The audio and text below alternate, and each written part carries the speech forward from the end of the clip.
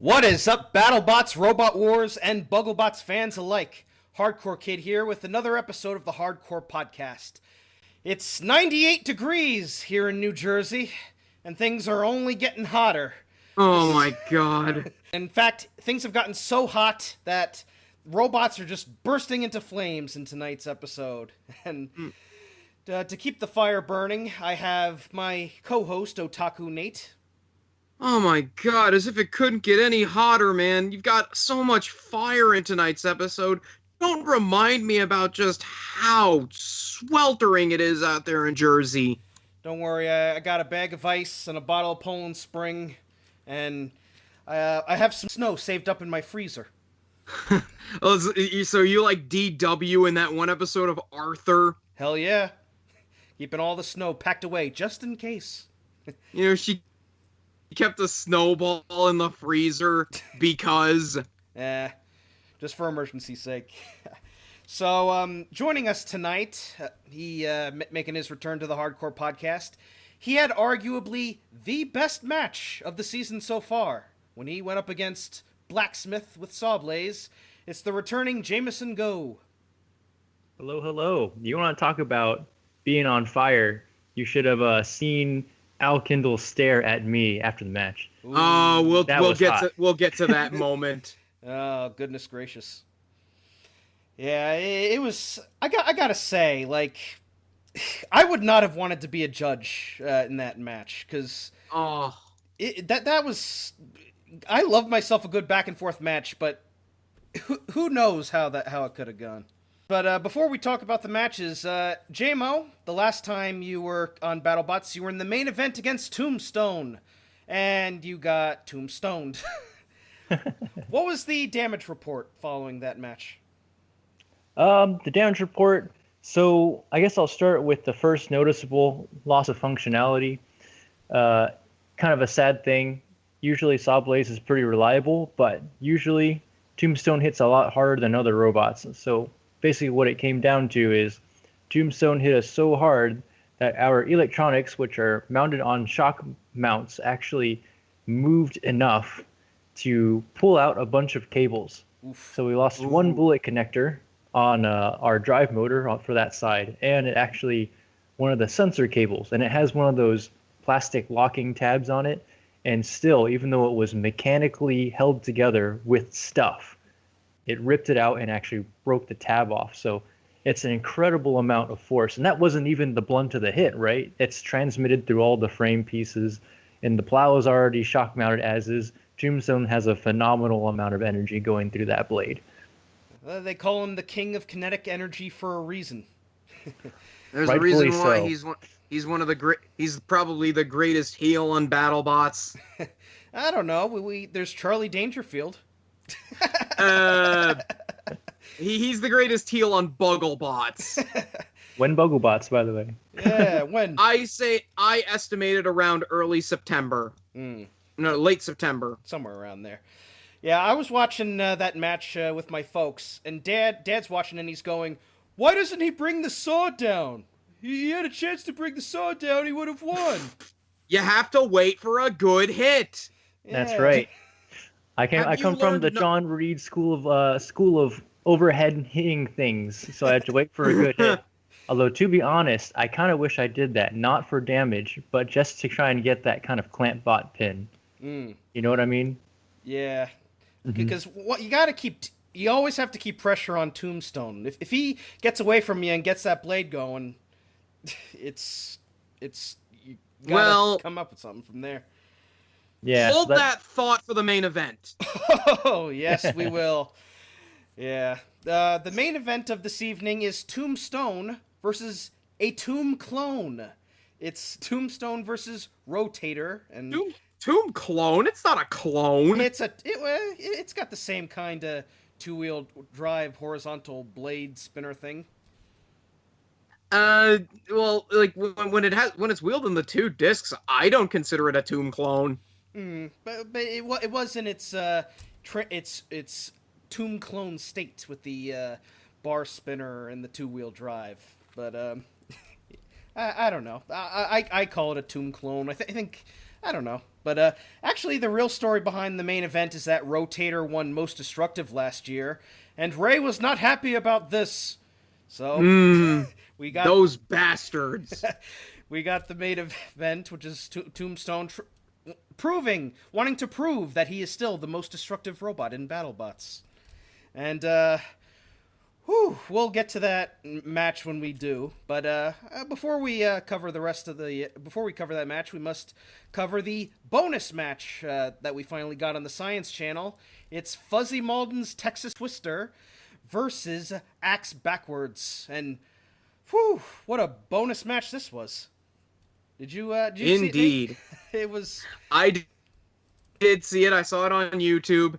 Oh, that was fun. I wish Kurt Durgin was our backup guest for this episode, but I never ended up contacting him because I'm lazy. But, yeah, they got that. That would have won Best Button Press if it was on the main show. Yeah. Just Kurt's a real character this season. Like, if Axe Backwards returns, I wouldn't put it on the Prove It list simply because it's mostly just there for entertainment's sake. Yeah. I do have to say, though, because Fuzzy's been doing this sport a long time, and I think Texas Twister is the best bot he's ever built. Without question. It's got the Texas gimmick. It's got the star right there in the blade. The disc can cause huge amounts of damage, and it literally bisected Axe Backwards. Just took an entire wheel and motor right out. It was glorious. Indeed. Absolutely fantastic. Yeah. JMO, what do you think of... Did you get to see this match? Texas Twister versus Axe Backwards? Yeah, I didn't get to see it live, but I did see it just as everyone else had seen it on a Science Channel or YouTube. And Texas Twister is a really destructive bot. I agree with both of your statements about that being probably one of Fuzzy's best robots. We are all super impressed by the amount of damage it can dish out. But I also want to say, Kurt, asking for another hit, he knows what this show is all about. And so, I want to give him a round of applause for calling out, hit me again, make some more parts fly around, right? Come on, it's Ray's job to ask if they want more. Well, then it's Kurt's job to say, I want some more. Give me some more. Or Danny. Now I'm just thinking of that one clip from Figure It Out where Danny Tamborelli got slimed and he yells, I want some more. Come on, give it to me. Right down the mouth. Yeah. This was fun. And Texas Twister, looking at it, it kind of reminds me of a heavyweight Silent Spring in a way. Just a big two-wheel drive with a big... I got PP3D vibes from it. Yeah. It's American PP3D. I do have to question, when it starts the match, it starts with the disc upward. Was it supposed to be upside down or right side up, or... Because to me it seems like it's more effective when the disc is on the ground. Wouldn't it be better to start off with the disc on the ground, or is this just how Fuzzy likes to do it that way? I think I would tend to agree with your observation. It's better in kind of like a Valkyrie undercutter position. As you've seen, Valkyrie doesn't like being upside down, but Texas Twister starts that way, so it's an interesting way to start. I do think Fuzzy had designed it to start in the orientation with the disc angled, but it's really a great question for him directly. Yeah, but it was a fun bonus match, I will say, and Fuzzy goes 2-0, and I'm happy to see him doing well. Especially makes up for last year, which where he had a lot of trouble. But it's great to see he has a bot that does damage, and hey, who knows? I think he has a good chance of making the top 16. What do you think, Nate? I think he can do it. He might be on the bubble, depending on how things go for the next two fights, but I think he can make it. Yeah. Let's go, Fuzzy. Do it Let's for Team go, Toad. Fuzzy. Let's go, Fuzzy. So with that bonus match covered, we move on to the main card, and the first match was Death Roll versus Quantum. And all I'm going to say is poor Quantum. It got matched up against a vertical spinner last time, so this time naturally gets matched up against a vertical spinner. Yeah, like right at the start when the two robots clashed, and I saw that the belt on Death Roll broke. I'm like, oh, holy crap! Quantum took out their weapon. Now they're gonna win. Little did we know. Uh, It well, it turns two out weapon belts are better than one. I stole it from you, didn't I? you stole it from me. Yeah! I was gonna make a Becky Lynch Becky Two Belts joke, but Boy, I'm sure glad that lasted. yeah, but Good old WWE and their long-term planning. hey, at least she's still the Raw champion. Mm. Yeah, but yeah, just right after that, Death Roll just kept landing hits on Quantum and just took out the wheels, took out everything. And what did I write here? Right, belt breaks, Death Roll lands hits, Quantum dies. Poor Quantum. Yeah. It's so sad because when we first saw this bot, we saw it just bite right into Blacksmith and pick it up, and we had a feeling this was going to be a top contender. Now it's 1-2 and just getting absolutely mullered. 1-1. Oh no, 1-2 now. It lost to Lockjaw too. Yeah. It's sad. Like you see it in King of Bots doing so well, and then you see it here, and it's in the big leagues now, as the WWE guys would say. This is where the big boys play. That's WCW. Look at the adjective, play. Yeah. J-Mo, what did you think of this match? It's really hard to kind of pick which team you want to root for. I mean, like, I gotta say, everyone was super afraid of Quantum. That thing, it bit down through Blacksmith so easily in its first match. It's kind of like that really robot. Were afraid of Quantum, huh? Yeah, everyone was afraid of Quantum. I mean, there's no amount of top armor that could really save you from that weapon. If a plate of AR 500 couldn't do it, you basically had to be as good as Donald Hudson, and he did in his match, or hope cross your fingers you never have to fight him. And sometimes you just kind of have to. So I guess between the two of those, we were kind of hoping that Death Roll would probably try and take out the Crusher. So I think a lot of people were like, oh my goodness, all right, well, a little bit of sigh of relief. They're 1-2 now. Maybe we won't have to fight them later or something, ? But then you have to fight Death Roll, and they're undefeated right now, right? So vertical spinner or Crusher, you have to pick your favorite poison, I guess, right? Yeah, I gotta say, Death Roll I've definitely been impressed with, because did we put it on the Prove It list when we started, Nate? No, we didn't. No. They've definitely proven it. They're the first robot to go 3-0 this season. They've got us a very reliable bot, destructive spinning disc. I love the knife arm Shremek that they got going in the back. Oh yeah, the Crocodile Dundee arm. It is great to see, and it's great to see these guys doing well. They're a very enthusiastic team too. You saw that in the post interview with Kenny, and they're just having the time of their lives right now, and it's so great to see that. You know who else I'm sure was very happy watching this match? Al Kindle. Just seeing after Quantum put holes in his bot and Death Roll just taking it apart, but yeah. But yeah, Death Roll gets the win and goes 3-0. Top 16 contention, definitely. I think this thing could beat Bite Force. You think? It's big, it's beefy, it's got a bigger disc than Bite Force. The question is, can they outdrive Paul Ventimiglia? That's the big question. That's gonna be tricky. Yeah, but we'll see what happens. We still got how many episodes are in this season, J-Mo? Do you know? 16, I believe.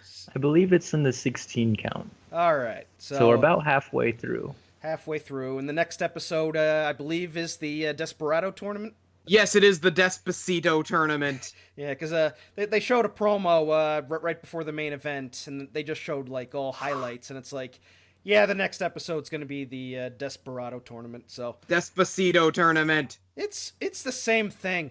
I know. I just like saying Despacito tournament. Oh, okay, Lucha Libre. So we'll move on to the next match, which is in fact a rematch from a few seasons ago. Bombshell versus Cobalt. And all that really needs to be said about this one is that Cobalt hit Bombshell a few times. Bombshell was sent up into the air, and then it did the thing. I feel so bad for Bombshell. I mean, yeah. Just the fact that you're like it's a good, well-designed bot, but they've just had very bad matchups this season. Nothing has gone right for them. No. And they went up against Cobalt as a grudge match, and Cobalt has been on another level when you compare it to the last season. I mean, like the new spinner. This is another robot I think can beat Bite Force. I think it can win this whole event. Oh my god. I want Cobalt to win the main event, to win the whole thing, because 1, first ever British champion on BattleBots. 2, a triple crown for Mr. David Moulds. Yeah, that'd be a lot of fun. JMO, what'd you think of this match? Yeah, it was kind of like an unfortunate thing for Bombshell because they've not been having the greatest luck. And Cobalt, like Quantum, is one of those robots where everyone is kind of like, oh man, I don't want to fight Cobalt, sort of thing. So, well, tell that to Captain Shredderator. I mean, I think he knows that one. I mean, he's talking about it a little bit going around, but I share with him. I sympathize. I wouldn't want to fight Cobalt either. It's so low to the ground. It's really difficult to attack, and I feel bad for Bombshell getting this matchup because they've not been having the greatest luck this season.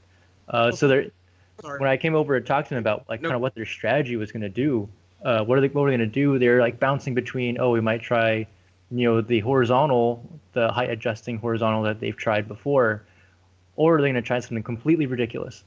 And I guess between their team flipping a coin or something, they chose completely ridiculous, which is the boat mode, as you've all seen. I've been thinking about this for a while, but if Cobalt had stuck to the horizontal design, I think they would have been the ones who fought Tombstone in the main event. Because think about it. Tombstone versus Carbide is a dream match for a lot of people. And I know some people were disappointed when they decided to make Cobalt vertical. But, well, basically, they're just entering tungsten is what they're doing. Yeah. But, I think, even now, Tombstone versus Cobalt is a dream match for some people, because Cobalt is a machine that is capable of beating Tombstone. You got without question, a solid wedge with a spinning disc to send Tombstone flying. And as Bombshell showed last season, it can be done. So yeah, I hope we get to see Cobalt versus Tombstone at last. Cobalt is 2-1, making up for Floorgate, which thankfully, they didn't get stuck in the floor this time. Looks like they finally fixed it. So can't wait to see more Cobalt. They still got one more match to go. Could it be against Tombstone? Could it be against one of the smaller bots? We have to find out. If it's against someone big, I think that's going to be their big let's punch this ticket match. Yeah. Speaking of punch the ticket, that leads us to our next match, Tantrum versus Gemini. I was very interested to see how that spinning punch thing on Tantrum was supposed to work. And now that I've seen the match, I still have no idea what it's supposed to do. If I like to use a lot of wrestling analogies when it comes to describing robots, and when it comes to punches, this thing is less Ric Flair and more like Shane McMahon. Oh God, his working punches are awful. Orange Cassidy throws better working punches than Shane McMahon. Yeah. To Tantrum's credit, it's a good wedge. And that's pretty much how it won this match. It won its match with the power of wedge. Yeah. I will say though, this match also gave us the Farouk moment of the night. Oh yes. Where he threw a tantrum for Tantrum's.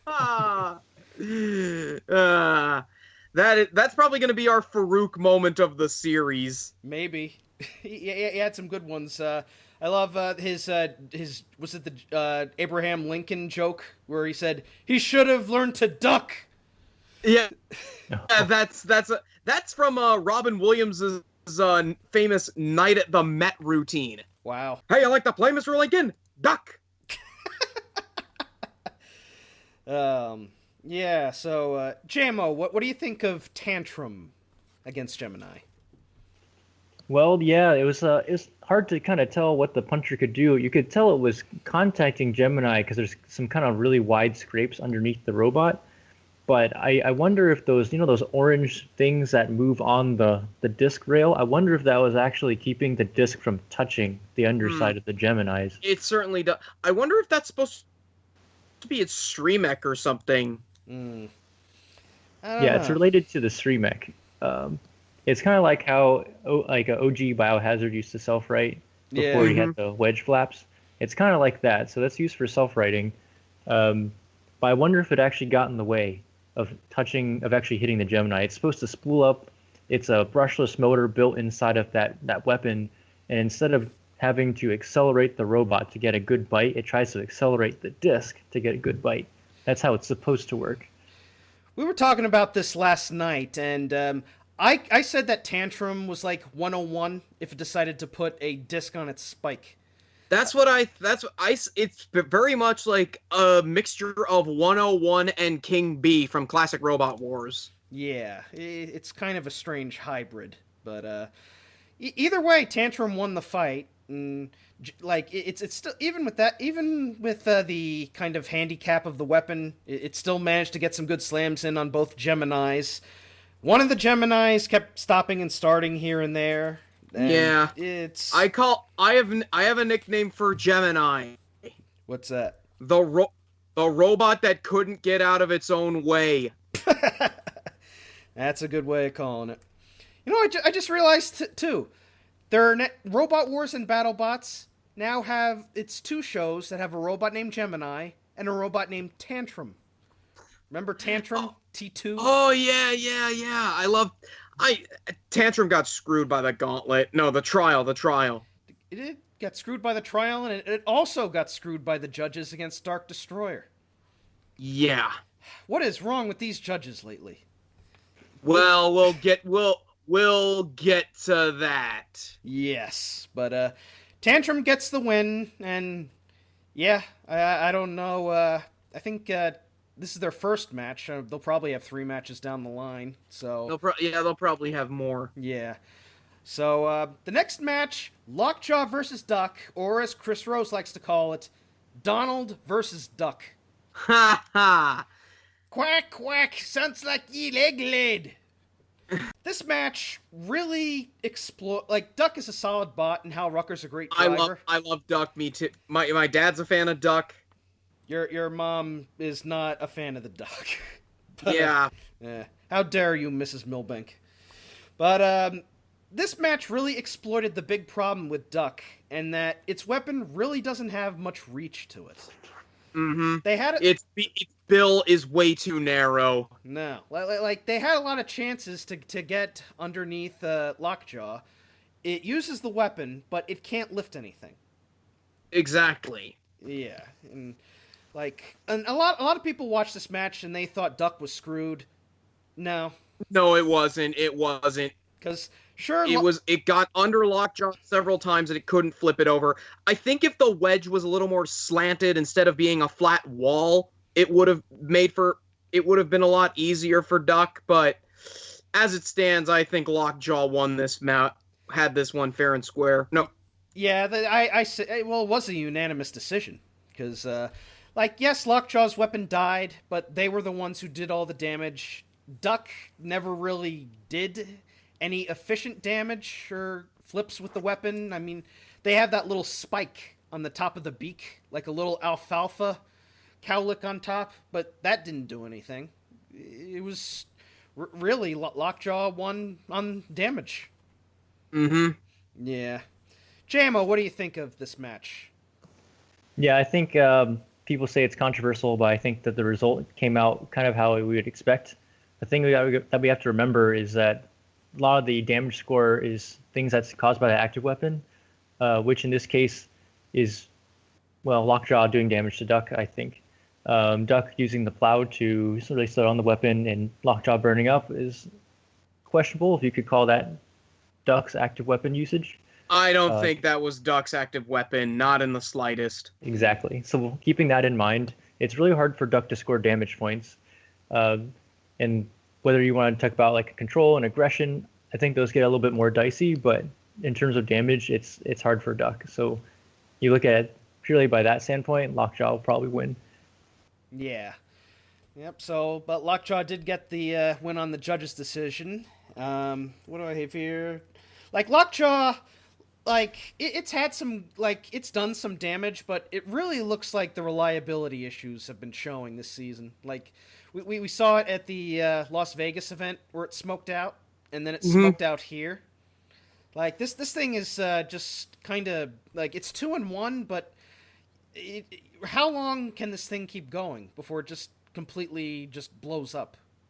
That's really I really don't I like LOCKJAW, like Don Hudson's, he's a good driver, but I'm not sure how well it's gonna do if it makes the top 16. It's probably gonna make the top 16, but I don't think don't it's know. gonna go to the final four. No, not this year. But yeah, and people said this was a controversial decision. No, not really. Not in the least. What was a controversial decision? Oh, how I wish we had Al Kindle for this Oh, one. I did invite Al, but he's in Pennsylvania right now, probably escaping the heat. But this match, I'm gonna say this right now, JMO. This was not only match of the night, this is match of the season so far. It definitely felt like it. Holy mackerel. Sawblaze versus Blacksmith. It's the Flaming Hammer versus the Hammer Saw. So Burning Hammer. Burning Hammer. Okay, Kenta Kobashi. Yeah. First, I gotta say, I do love how James Ioka had his own, like, burning hammer in the intro. That was a nice touch. Can I just say this also? Two things before we move on. It's about Bombshell. They got the award for best button press tonight. Yeah, I wasn't paying attention, unfortunately. What did they do? Oh, well, one of the band members had like a mallet in their hand, and he leaned in slowly to try and smash the button, but the other teammate then jumped right in and pressed it for him. Oh, I can't believe I missed that. Oh, it was beautiful. There were some good button presses tonight. So, let's talk about the match, JMO. Talk us through the new weapon that Sawblaze has. The new spinner hammer. All right. Well, some folks who have been watching the featherweights, have kind of been familiar with how it's supposed to work. It basically stores a lot of kinetic energy in the rotation of the blade, but it's a really thin blade. So the idea is that instead of kind of punching people in the air or across like with a normal vertical or horizontal, that it tries to do a lot of localized damage like a more durable saw blade would. So by having a thin profile, it does a lot more localized damage and tries to punch holes. That's the idea anyways, but to get it onto Sawblaze, there's a bunch of compounding issues which really kind of showed up throughout the fight. And I can go through the list if you want to, but that's in essence how it's supposed to work.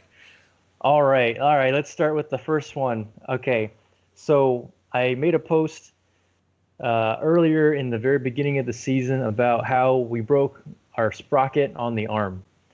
How we fixed that is we end up designing a new one, and Tormach, bless their souls, made one on the spot. It was the very first part they made for the tournament. No fights had happened yet.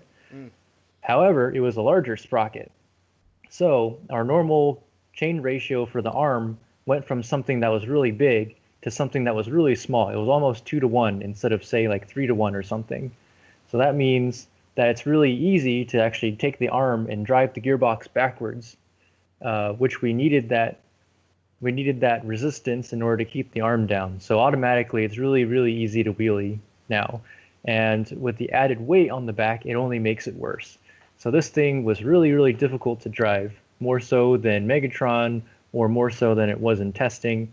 It was a little bit of a learn in the arena. We did see the testing video where you actually got Sawblaze to gyro dance. That was really cool. Hmm.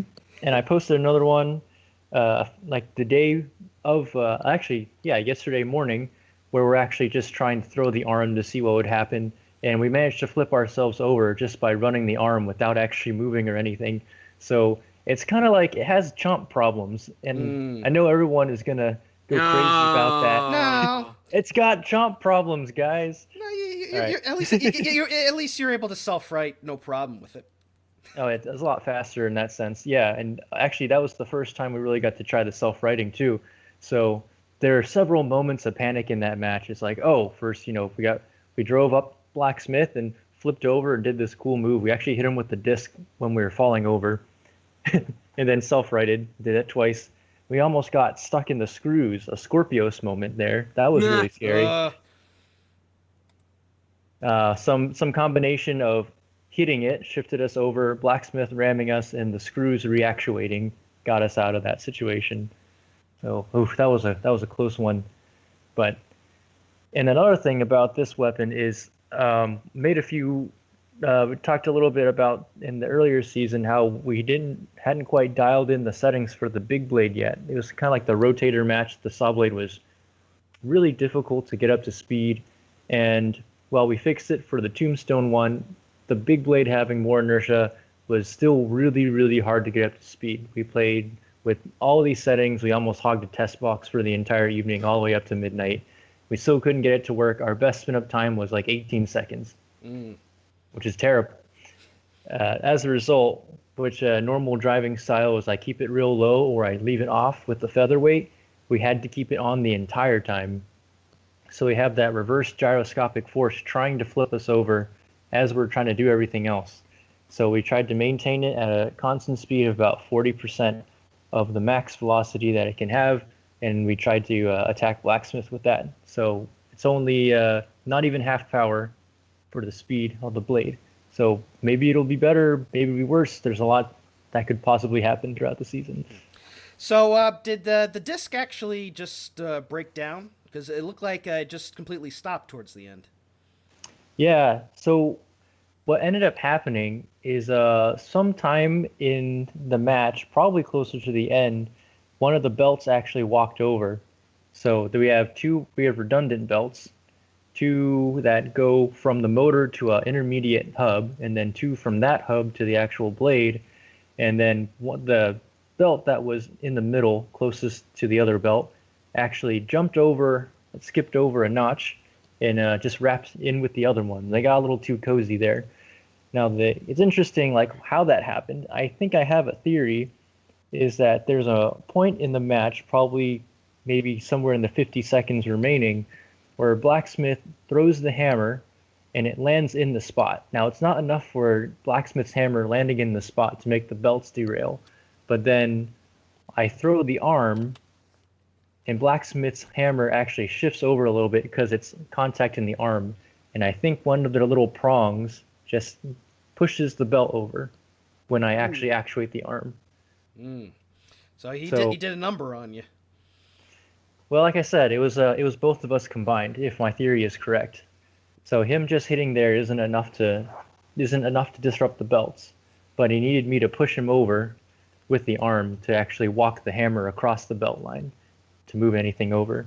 So I could see that a lot of people are talking about weapon damage. I could see it their way. I don't know if the judges saw it, but clearly we didn't have it operating for the last minute of the fight. So maybe they've already considered that. I don't know. It's hard to say. I just know it was really, really close. It's the judging this year's been very inconsistent to me. Because the whole idea, it's been since like the second season, is that it all comes down to the primary weapon. If your primary weapon is working, then you're good. But if your primary weapon is stopped, it takes points off you. We saw this happen with Texas Twister versus the Brazilian spinner? Black Dragon. Yep. So in my mind, when the match was over, I thought Blacksmith had won this match because the weapon was still working while Sawblaze's wasn't. I'm sure. What did you think, Nate? If you were a judge, who would you have gone with? I personally think that the judges made the right call. I would have gone with Sawblaze. I feel that it came down to damage, and I think that they did a little more damage than, well, at least more visible damage than Blacksmith did. But I think this was a case where the judges should have been allowed into the arena to inspect the two robots. Yeah, kind of much like Hypnodisc versus 101, or Razor versus Firestorm 3. Yeah, that could have been a good idea because, yeah, it's so tough to call, and it's a shame we don't have Al here with us today because we would have liked to gotten his insight on the match because even he was like, "How the heck did I lose? My weapon was still going, and I was landing hits." But it really. Do you agree with me though that they should have allowed the judges in the arena to inspect the robots for damage? Well, they're always allowed to do that. If the judges want to, they can go in and have a look. I know that Al actually had a nice one-on-one with the judges to understand better how he can possibly drive to be more effective and win more fights. I was totally prepared to lose. I mean, like my Fitbit, when you do my fitness tracker was 141 beats per minute. Holy is really moly. really high. Just waiting for that decision to come out. Yeah, it was ridiculous. I will give you some food for thought. I don't know if this is actually what they would think about, but there's robots like Whiplash and ourselves which have multiple weapons. So if one of them goes down, like Whiplash's disc, for example, and they still have the lifter, it may be less bad than if a robot with a singular weapon like Black Dragon were to lose theirs. So in a sense, you could still show aggression with your secondary weapon versus your primary one and only going down. That's actually quite clever, and I think I understand the decision a lot more. Nonetheless, I had a perfect take for this fight. Al Kindle got cherubed. Oh dear. Well, at least in this case, it was a good match. Like, it's not like the Behemoth Cherub fight where it was a match between two crippled bots, and then I lost the kids. I won't do it. No, it was a very close match. Just two really powerful bots, and it really could have. It was a match where unfortunately one robot had to lose. Exactly, and yeah, but both these bots are worthy, and like as far as Blacksmith goes, he's 1-2 now, but he has given us two great matches, and he still has one more match to go. And I think if he can prove himself in the last match, he could make the top 16. Well, I gotta say, with all three fights with Al Kindle going the distance, even if he doesn't make the top 16, if the fourth fight he goes the distance, I'm taking Blacksmith off the prove it list. Yes. I mean, I think he has proven it, but the judges are just... Yeah. Oh, those pesky judges. Poor Al. He's becoming the Aunt Pritchard of BattleBots. Oh, yeah. No. Oh, no. No. I wouldn't say that. I mean, he's had good luck in the past. It's just like with this season, it's just things are just gotten kind of weird. I mean, it's hard for a hammer bot, right? In a world of spinners, you're bringing that knife to a gunfight. Yeah, like Axebots really have lost their effectiveness in this new generation, but like Blacksmith, it's still able to do damage, and I think just being able to put on a good show, and I think he's proven that with this season. He's got a solid bot with a really awesome looking weapon.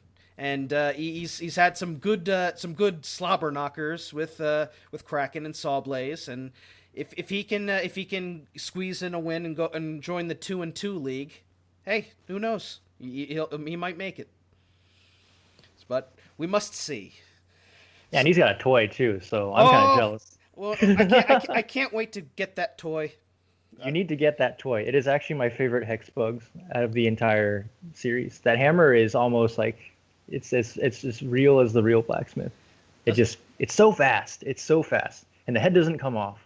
Oh, does it shoot fire? It doesn't shoot fire, but it self-writes and everything. It's really cool. Ooh, Wow. I want to get it. I'm gonna head to Target right now. I'm stopping the podcast right now. Go. Oh, never mind. Can I just say that I also love that kid in the audience who has that Tombstone toy? Yeah, someone had a Minotaur toy too. I think it might have been the same kid, but yeah. So we'll see what happens. So Sawblaze gets the win, 2-1. You got one more match to go, JMO. Can you pull it off? We'll find out. Oh boy, I still got a lot of proving to do. You know. Yes. Well, you're not on the prove it list, JMO. You've more than proved yourself worthy of being here. Yeah. I don't know. I think- If I keep using that weapon, I feel like they're gonna put me back on the prove it list. Oh. You know, I'm going to say this right now. When we do our big end of season review with the awards, we're going to go over the prove it list, see who got on and who got off. And I think, as we've seen, more robots got off than got on. So it's sort of like a redemption award. Mhm. Yeah. Yeah. We'll do Getting something off with the prove it list is an award in and of itself. You know who is not getting off the prove it list? SHELLSHOCK. SHELLSHOCK was never on the prove it list to begin with, and I didn't have high expectation of them, but SHELLSHOCK versus Railgun Max. Gee, who could have seen this coming? Well, I don't know. Like, it was obvious. Like, when you have a big drum spinner against a tiny full-bodied spinner, it's kind of obvious they were going to get flung over. What I was not expecting was to see SHELLSHOCK's lipo go flying out and bursting into flames. I was gonna get to that. Yeah. Well, here's the problem with Shockwave. They were using the green shell, and they should have used the blue shell. Would have easily beaten the hell out of Railgun Max. Everybody knows blue shells are the best shell in Mario Kart. Yeah. This was just like a filler squash match. Yeah. You need matches like that, though. I think we're learning this season that you need matches like that. Yeah, like Ragnarok versus Valkyrie. Like it was a one-hit match, but it was an episode filled with absolutely ridiculous matches where robots are getting torn into pieces. You don't want to get fatigued. No, otherwise you get tired. And I was exhausted. I gotta say, like this show has been exhausting me quite a bit, because between all the matches and sometimes you just need a breather here and there. Mm-hmm. Yeah, and this was the breather, breathing in all that lipo fumes. Oh, so much delicious cancer. Carcinogens. Well, they got that new ventilation system. If you saw that, the yellow tube they brought out. Oh yeah. Oh, They made good use of that. Oh my goodness. Yeah, but Railgun Max, I've definitely been impressed by the spot. It's really good to see a heavyweight beater spinner really doing well. Oh yeah, it's definitely up for the most promising newcomer award. Sure. Yeah, JMO, what do you think of? I know it's not a newcomer, but it's new to BattleBots. Yeah, like, but it's still a good bot to see. I love the design. The team are a lot of fun. Oh yeah. Yeah. JMO, what do you think of Railgun Max? I think Railgun. I'm not sure if Railgun Max is like their first heavyweight or not. I know that there's Railgun S that went to. I think it was Railgun S that went to Robo Games, and they've squared off with some of the best fighters in the U.S. Right? They fought Paul twice, who had Nighthawk in the middleweights. Yeah. A bunch of really experienced guys. So, you know, they're representing China with Wan Hu at this point. So, and it's great to see teams from other countries coming in and basically making a splash. Like, they're on the map now, and I think they've proven themselves, right? Yeah, I think they have. It's definitely a good bot. So the Railgun Max gets the win by KO. The bonus fight for this week is Ribot versus Falcon. And that should be a fun match. Look, mommy, I'm a. What was that? Screeching frog. Yeah, I can't wait to see it. That's. Can I just say that how much Ribot's one of my favorite robots from this season, so I can't wait to see what it's going to do in the bonus match. Yeah, the team are great. It's more WPI guys. They got squishy. So this is like it's like a heavyweight squishy if it was being devoured by a frog. Well, it certainly is the squishiest bot this season. Yeah. That should be an interesting match. I say Ribot's gonna win it because I think Ribot too, because Falcon has reliability problems. yeah, but yeah, we'll see what happens. So far, Sawblaze versus Blacksmith is match of the season, but it does have some competition because we got the main event. Tombstone versus Rotator. I felt that at the beginning of the fight, Rotator could potentially win this. Yeah. As I said, if it gets Tombstone on its top and can slice its wheels, that's it. Mm. And it won. I figured it was gonna win. I didn't expect this. I will say, you know those posters where they show Tombstone with flames flying out the back of it? They kind of spoiled this match, didn't they? Oh! Just seeing it on fire. But, yeah, this match, I got, like, Tombstone in itself is a terrifying bot. But just seeing this thing twirling through the air uncontrollably is one of the most horrifying things I've ever seen. Oh my goodness. This is a 250-pound Haas just flailing through the air, like, at least, like, a good 5-6 feet off the ground. I was afraid this thing was going to go flying right through the ceiling at some point. Whoa. And we saw what happened when Endgame hits the ceiling. Oh, dear Lord. Yeah, it's quite horrifying. And then, like, there's so much to talk about this match. I was on the edge of my seat watching this match because me too. Tombstone is flying all over the place. Rotator is fighting with a wedge. They end up the Rotator blade just gets disintegrated. So at that point, it's like, yeah, I think Tombstone's gonna win. Then Tombstone's weapon stops, and then suddenly flames start seeping out of the back of Tombstone. Like Tombstone is self-destructing before our very eyes here. Ray's giving a Rotator a little housewarming party. Yeah, and it just like, and then, oh my god. Like, when both weapons stopped working, I'm thinking, Rotator might actually win this. And it did. It did. It managed to get the win. It was able to wedge in.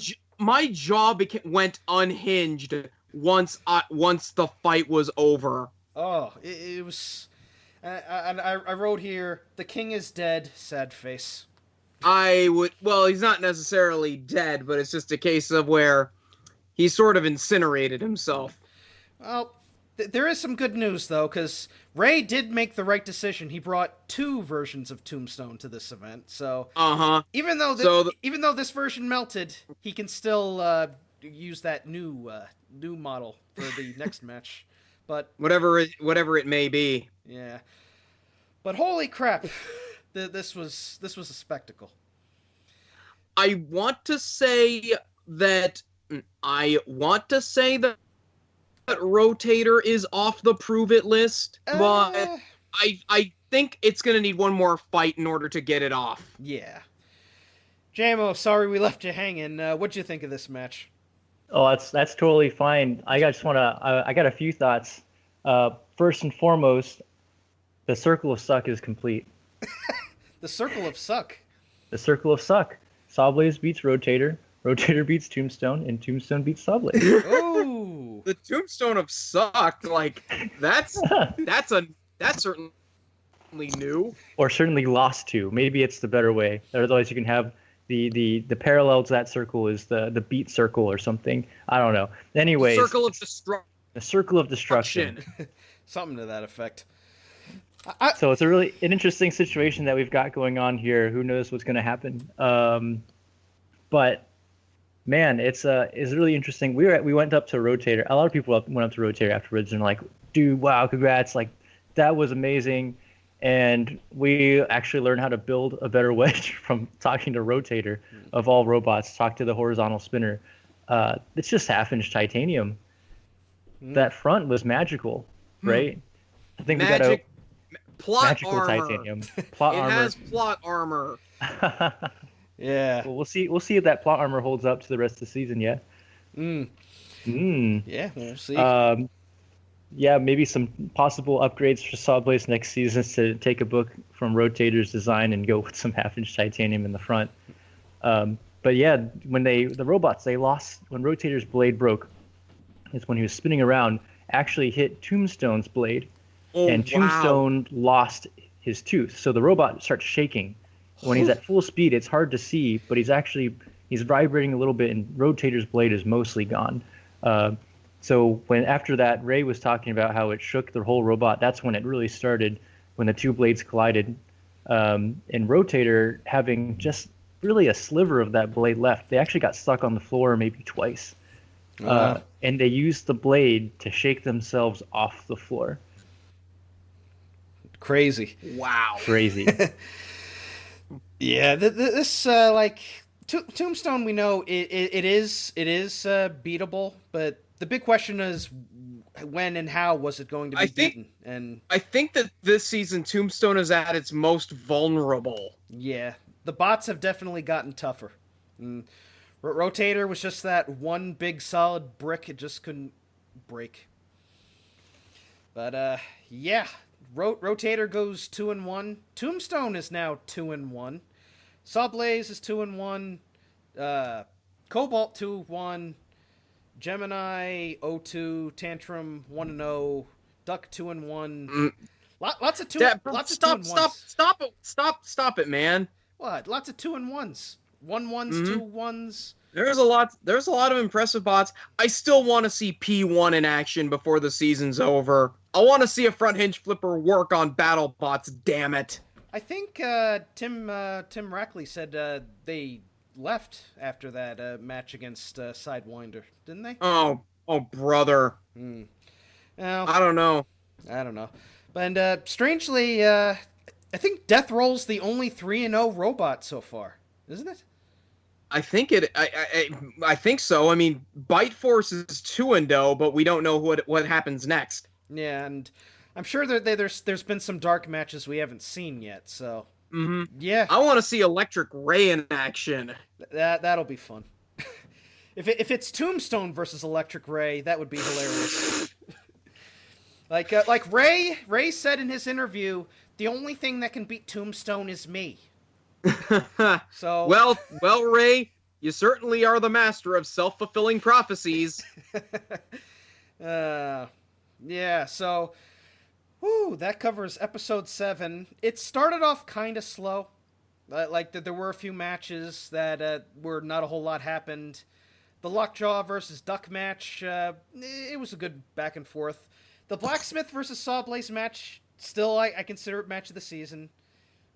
Railgun Max versus SHELLSHOCK was there. And Tombstone versus Rotator was the shock of the season so far. So, on a scale of 1 to 10, I'm going to give it a 9. How about you, Nate? I think a 9 is fair, too. I think the big one with me is that there were great fights, but nothing really stood out. Like, there was no real... Like, the only real holy shit moment was in the main event. Yeah. And if you went on and also the SHELLSHOCK explosion was also cool too. So yeah, but that was sort of post-fight. JMO, has your heart rate calmed down since this match? Oh yeah, it's definitely leveled out by now. But yeah, when something like that were to happen again, who knows? 140 again, who knows? On a scale of 1 to 10, what would you give this episode? Oh man, that's unfair. I'm in this episode. You can't have me rate it. I know. We I think it's obviously a 10 because it's got Tombstone and Sawblaze in it. Yeah. Yeah. Of course. In the future. Yep. Yeah. So definitely a solid episode. I'm definitely gonna watch it through again, especially since we got to see the Ribot versus Falcon match. So yeah, that covers that. In robot news, Nate and I will be going to the Texas Robot Rebellion August 4th. This is after I had to spend $800 to get my tires replaced on my Subaru, and I have Otakon next week. Oh, phooey. Life comes at you fast. Yep, so I'll be sending my bots down there next week.